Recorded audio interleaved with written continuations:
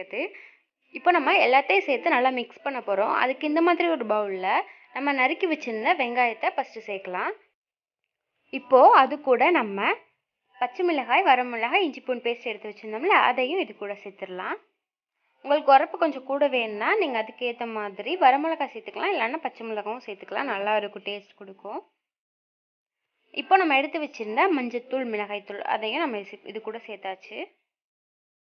நீங்கள் மிளகாய்த்தூள் சேர்க்குறதோட அதோட வரமிளகாய் சேருங்க, ரொம்ப டேஸ்ட் கொடுக்கும். அதனால தான் நம்ம இப்போ அதுக்கு வரமிளகாய் சேர்த்துருக்கோம். தேவையான அளவு இப்போ நம்ம உப்பு சேர்த்துக்கலாம். இது கூட நம்ம எடுத்து வச்சுருந்த எல்லா எக்கையும் இது கூட சேர்த்துக்கலாம். இப்போ எல்லா முட்டையும் நம்ம அது கூட சேர்த்தாச்சு. இது எல்லாத்தையும் நம்ம நல்லா மிக்ஸ் பண்ணிக்கலாம்.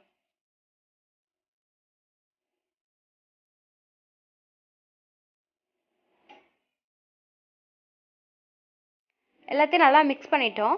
இப்போ இந்த மாதிரி ஒரு குழிப்பணியார சட்டி நான் எடுத்து வச்சுருக்கேன். இதை வந்து நல்லா ஹீட் ஆனதுக்கப்புறம் நம்ம அதில் எல்லா இதுலேயும் நம்ம கொஞ்சம் கொஞ்சமாக ஆயில் சேர்க்கலாம். நம்ம இப்போ இதுக்கு நல்லெண்ணெய் தான் சேர்த்துருக்கோம். அது மாதிரி எல்லா இதுலேயும் நம்ம நல்லெண்ணெய் சேர்த்துக்கலாம். ரொம்ப ஆயில் சேர்த்துறாதீங்க, கொஞ்சம் கொஞ்சமாக சேர்த்துக்கோங்க எல்லாத்துலேயும்.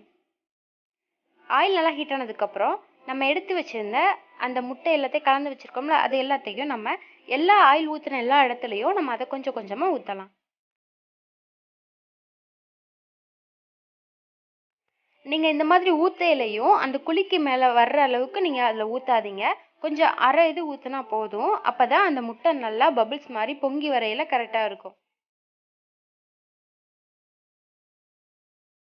அவ்வளோதாங்க. இப்போ இதுக்கு ஒரு மூடி போட்டு நம்ம கொஞ்ச நேரம் வேக வைக்கலாம். இப்போ நம்ம எப்படி வெந்திருக்குன்னு எடுத்து பார்ப்போம். எடுத்து பார்த்தாச்சு பாருங்கள், ரொம்ப சூப்பராக கீழே நல்லா வெந்து வந்துருச்சு. இப்போ அதை நம்ம திருப்பி போடலாம்.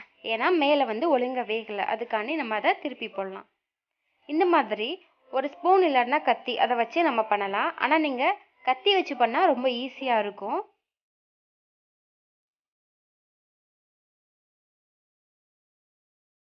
கத்தியை வச்சு ரொம்ப அழுத்திடாதீங்க, கொஞ்சம் லேசாக நீங்கள் இது பண்ணாவே அதாவே திரும்பிடும். நம்ம லைட்டாக அதை தொட்டால் அதை வந்து திரும்பிக்கும்.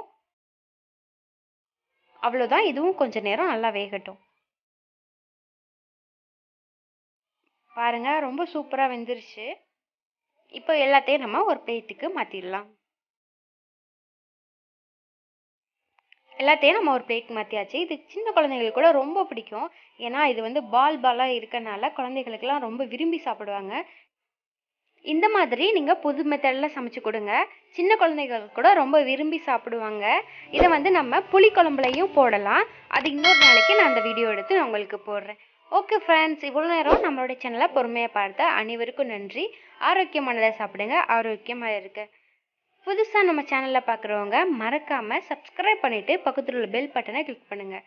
அப்போ தான் நான் போடுற வீடியோ தினமும் உங்களுக்கு வரும். ஓகே ஃப்ரெண்ட்ஸ், பாய். இதே மாதிரி இன்னொரு வீடியோவில் நம்ம மீண்டும் சந்திக்கலாம்.